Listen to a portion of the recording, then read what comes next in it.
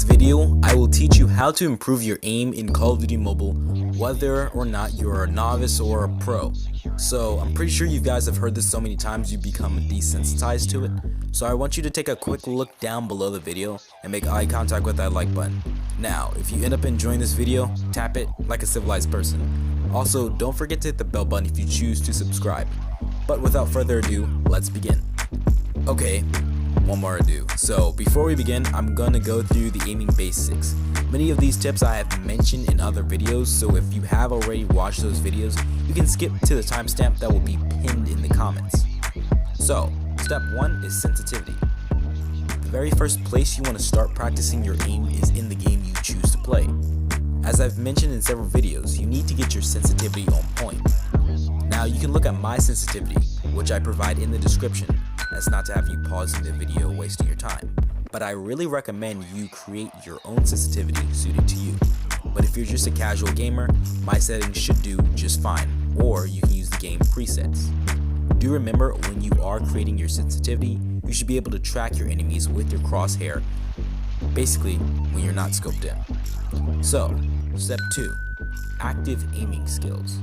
So the skill I'm going to list out, I've mentioned in a previous video. So if you want more depth, you can click on the title card that will pop up in the top right corner. But these are your bread and butter skills you need to constantly be practicing and be aware of. So, centering, which is the way you point your crosshair. You want to point your crosshair in the most probable place your enemy will be. Do the hard work before the gunshot arises. It's basically the opposite of drag scoping. If you are a sniper, try to drag scope less and predict where your enemies will be. Next is pre-aiming. Aim down sights as you go around corners and get stock whenever you have an assault rifle.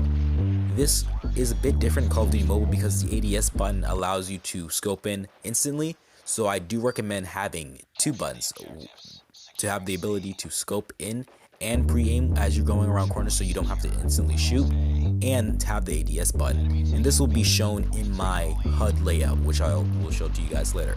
So next is pre-firing. Basically, fire in the predicted area, shoot at a direction to stop their movement. Don't do it too early because that could in turn make you waste all of your ammo and then get killed. Next, headshots. Aim for the head or aim for the high chest or head. If you want to get headshots easy, aim for the chest and slowly move up. Don't aim for headshots if your aim is not that good, which is kind of contradictory, but it really does hold true, because if you are just starting out trying to improve your aim, headshots will be a very hard target to hit because they're so small compared to the rest of the body. So really just go for the upper chest. Next, burst fire. You need to learn your weapon's predicted recoil. So basically when you go to a wall, your weapon will shoot in a certain way. For example, one weapon can just go up every time you shoot it, or it can go zigzagging up.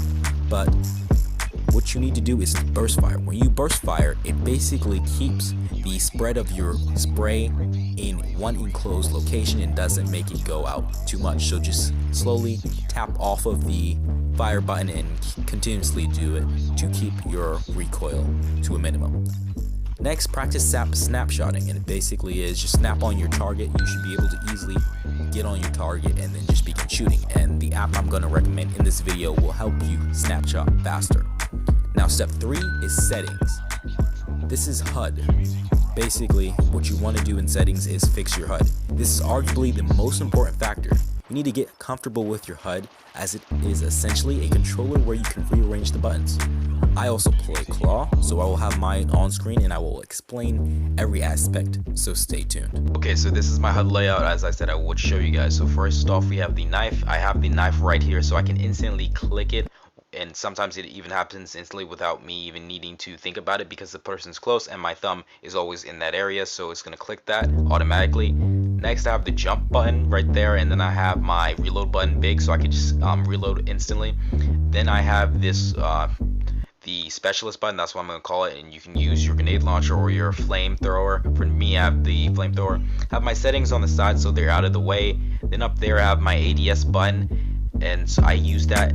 I hit that with my right index finger when playing Claw. Over here I have my weapons, and I switch between those using my left index finger. I only have to tap one gun and it just switches to the one I want, because if I'm already on one I don't have to hit it twice. So I click it and then it switches to the one I want.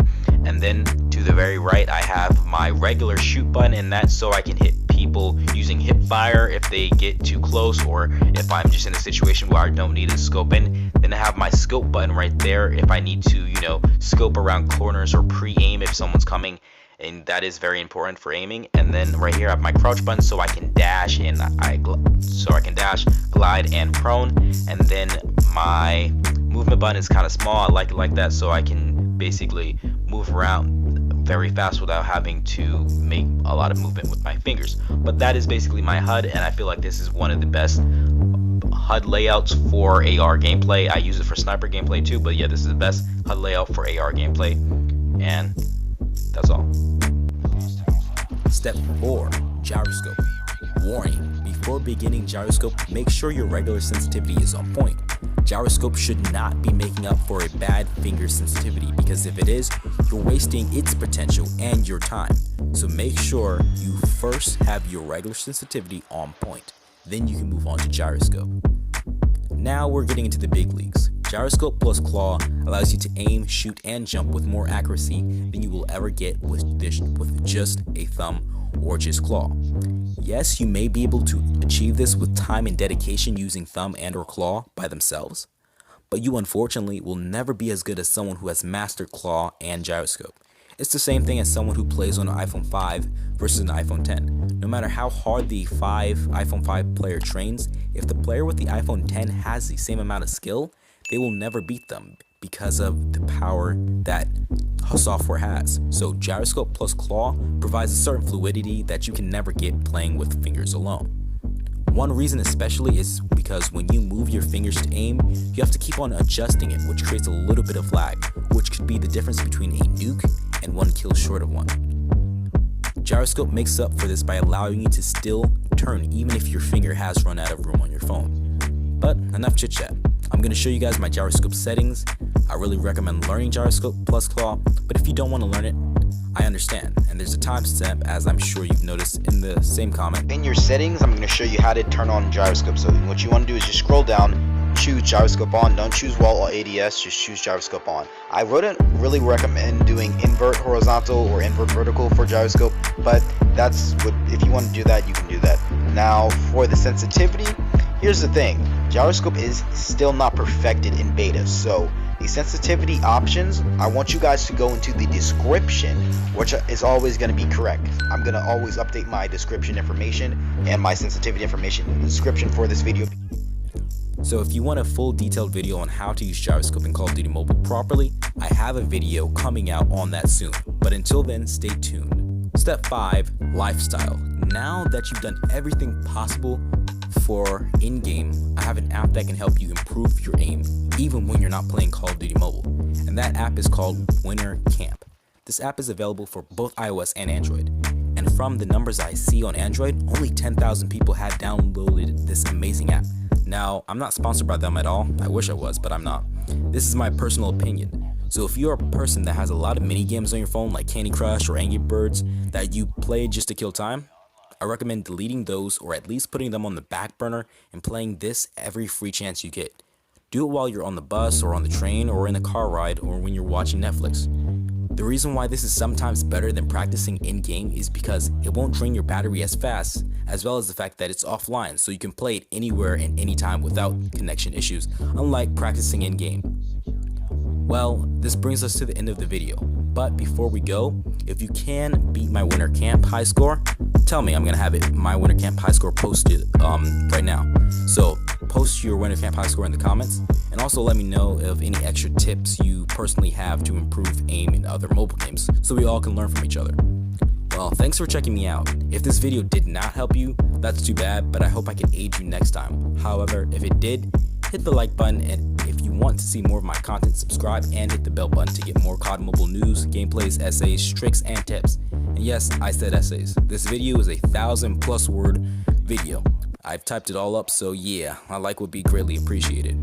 But that's all, so Tygon out. P.S. If you're still here, give yourself a pat on the back because you have a way better attention span than 90% of the people on YouTube, or in this generation for that matter. Peace out. Bye.